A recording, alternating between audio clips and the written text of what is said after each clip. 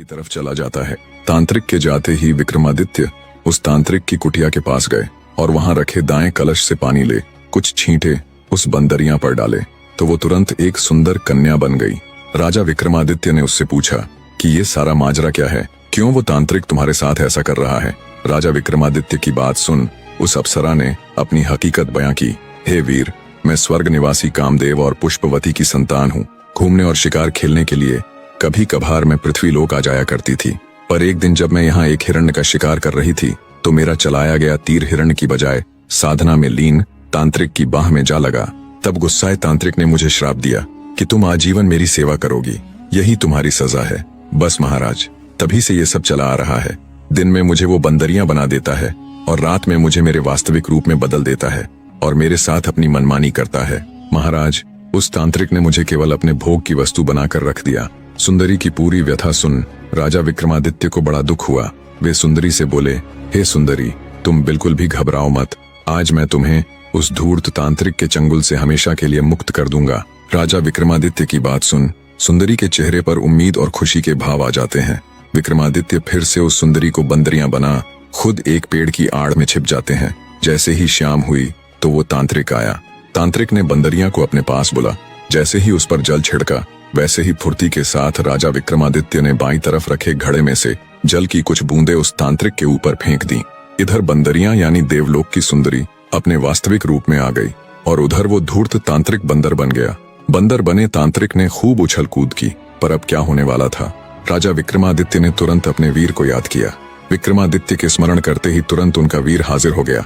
राजा विक्रमादित्य ने उसे हुक्म दिया कि तुम इस सुंदरी को देवलोक छोड़ाओ और उस उछल कूद करते तांत्रिक को देख बोले, यही तुम्हारे कर्मों का फल है। उन्होंने उस जादुई पानी के दोनों घड़ों को साथ लिया और उज्जैन नगरी की तरफ चल पड़े। दूसरी तरफ जादुई वीर कहे अनुसार उस सुंदरी को उसके घर यानी देवलोक में छोड़ाया। इतनी कथा कह 8वीं पुतली तारामती राजा भोज से बोली, सुना राजन, ऐसे थे हमारे राजा विक्रमादित्य जो किसी भी अनजान व्यक्ति के दुख को अपना दुख समझकर उसे दूर करने के लिए खुद को पूरी तरह उसमें झोंक देते थे। किया है अगर आपने भी कभी कोई ऐसा कार्य तो बिना विलंब किए आइए आगे और विराजिए इस सिंहासन पर। भोज बेचारा एक बार फिर से किसी गूंगे की भांति खड़ा रह गया। उसे कुछ भी कहना नहीं सूझा। दरबार में एक बार फिर से तालियों की गड़गड़ाहट थी। आज का दिन भी ऐसे ही गुजर गया। अगले दिन फिर से राज दरबार सजा। राजा भोज फिर से मन में एक जिद लिए उस दिव्य सिंहासन की तरफ बढ़ते हैं, पर जैसे ही वो सिंहासन के निकट पहुंचे एक बार फिर से एक तेज प्रकाश के साथ उस दिव्य सिंहासन से एक और पुतली प्रकट हुई। सिंहासन से प्रकट हुई 9वीं पुतली का नाम था त्रिलोचना। त्रिलोचना ने भी राजा भोज को सिंहासन पर बैठने नहीं दिया और उन्हें अयोग्य बताते हुए राजा विक्रमादित्य के जीवन से जुड़ी एक और कथा का बखान करना प्रारंभ किया। तो सुनिए राजन, किसी रोज राजा विक्रमादित्य के हरकारे गश्त पर थे, तभी उन्हें एक निर्धन व्यक्ति दिखाई दिया जिसके चेहरे पर डर और चिंता के भाव थे। उस निर्धन व्यक्ति के पास बहुत सारा धन था। हरकारों ने तुरंत उस संदिग्ध व्यक्ति को चोर समझकर पकड़ लिया और उसे राजा विक्रमादित्य के समक्ष पेश किया और बोले, महाराज, ये व्यक्ति चोर है। इसके पास बहुत सा चोरी का धन था जिसे लेकर ये नगर से बाहर जाने के फिराक में था। हमने जब इसके हाव भाव देखे तो कुछ असहज लगने पर हमने इसकी तलाशी ली, जिसमें इसके पास बहुत सारा धन मिला है। हरकारों की बात सुन राजा विक्रमादित्य उस निर्धन से दिखने वाले व्यक्ति से बोले, क्यों भाई, कहाँ से आया तुम्हारे पास इतना धन? राजा विक्रमादित्य के पूछने पर निर्धन व्यक्ति बोला, क्षमा करे राजन, मैं कोई चोर नहीं हूँ। दरअसल नगर की एक धनवान शादीशुदा औरत के साथ उसका प्रेम प्रसंग चल रहा है। उसी स्त्री ने मुझे ये सारा धन देकर नगर के बाहर बने चबूतरे पर रुकने के लिए कहा था। उस स्त्री की योजना ये थी कि वो अपने पति को धोखे से मृत्यु के घाट उतारकर नगर के बाहर उसके पास आ जाएगी। फिर वो दोनों मिलकर कहीं दूर जाकर आराम से अपना जीवन व्यतीत करते। निर्धन नवयुवक की बात सुन राजा विक्रमादित्य को बड़ा कौतुक हुआ।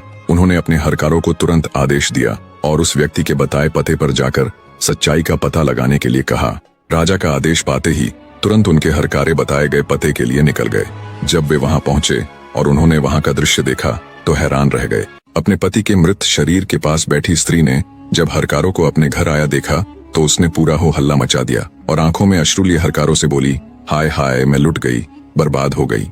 दहाड़े मार मार कर रोती हुई स्त्री ने आगे हरकारों से कहा, फलां फलां युवक मेरे पति की हत्या कर हमारा सारा धन लूट ले गया।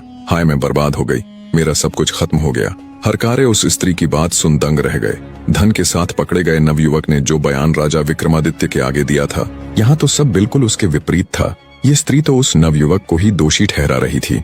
जब हरकारों को कुछ भी समझ न आया तो उन्होंने उस स्त्री को भी अपनी हिरासत में ले लिया और उसे भी राजा विक्रमादित्य के सामने पेश किया। स्त्री को जब राजा विक्रमादित्य के सामने पेश किया गया तो उसने राजा विक्रमादित्य के सामने भी फिर से वही बात दोहराई और रोते हुए बोली, न्याय कीजिए महाराज, इस धूर्त व्यक्ति ने मेरा सब कुछ खत्म कर दिया। अब मैं किसके सहारे जीऊंगी?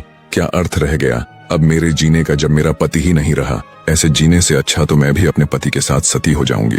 स्त्री और उस नवयुवक की बात सुन राजा विक्रमादित्य भी असमंजस में पड़ गए। एक तरफ उसे उस नवयुवक की कही बातें, उसका आत्मविश्वास देख सत्य प्रतीत हो रही थी, दूसरी तरफ स्त्री के आंसू और उसकी अपने पति के साथ सती होने की बात सुन उसकी बात भी झूठ नहीं लग रही थी। कुछ देर राजा विक्रमादित्य गहरी सोच में डूबे रहे। फिर उन्होंने कुछ सोचते हुए उन दोनों को अलग अलग कक्षों में बंद करने का आदेश दिया। फिर राजा विक्रमादित्य ने स्त्री के घर जाने वाले हरकारों से पूछताछ की और उनसे वहां का पूरा विवरण लिया और तुरंत एक राजवैद्य को बुलाया और उस स्त्री के मृत पति की जांच करवाई। राजवैद्य ने जब उसकी मृत्यु का कारण बताया तो सारा माजरा राजा विक्रमादित्य के आगे बिल्कुल स्पष्ट हो गया। राजा विक्रमादित्य ने उस स्त्री को बुलवाया और सख्त स्वर में पूछा, तुम्हारा पति कैसे मरा? स्त्री ने फिर से रोते हुए कहा, महाराज, वह नवयुवक मेरे घर आया और मेरे पति को मारकर हमारा सारा धन लेकर भाग गया। उस स्त्री की बात सुन राजा विक्रमादित्य बोले, अरे दुष्ट स्त्री, क्या तुम्हारे अंदर लेस मात्र भी लाज लज्जा नहीं बची, जो अपने पति को मारने के बाद इतने विश्वास के साथ ढोंग कर रही हो? सच ही कहा है किसी ने, स्त्री का त्रिया चरित्र जाने न कोई, खसम मार के सती होए। राजा विक्रमादित्य की बात सुन स्त्री के चेहरे का रंग उड़ गया। पूरा राज दरबार हैरानी के साथ साथ असमंजस में था कि कैसे राजा इस स्त्री को दोषी ठहरा रहे हैं। सभी की उत्सुकता अपने चरम पर थी। आगे विक्रमादित्य बोले, जब मैंने हरकारों से पूछताछ की तो उन्होंने बताया कि स्त्री के घर में सारा सामान ज्यों का त्यों अपने स्थान पर बिल्कुल व्यवस्थित तरीके से रखा हुआ था, कुछ भी बिखरा हुआ नहीं था। अगर वो व्यक्ति इस स्त्री के पति को मारकर धन लूटता तो हाथापाई और छिपे हुए धन को ढूंढने के लिए सामान अस्त व्यस्त जरूर होता। आगे राजा विक्रमादित्य ने स्त्री को दोष